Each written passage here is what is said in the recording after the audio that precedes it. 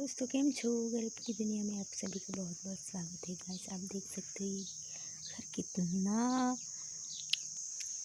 सुंदर है, लेकिन पैसा ना होने की वजह से ये घर ऐसे ही पड़ा है। आप देख सकते हो ये कितना,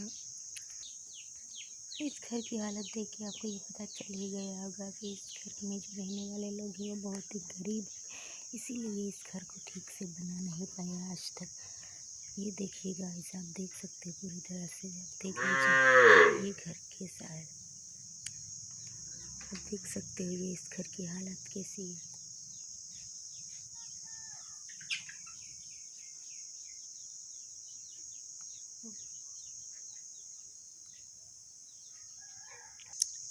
ये देखिए आप इस घर की हालत, घर से बाहर आप देख सकते हो ये कैसा बना है, किस तरीके से बनाया गया है लकड़ियों से, पैसा ना होने की वजह से।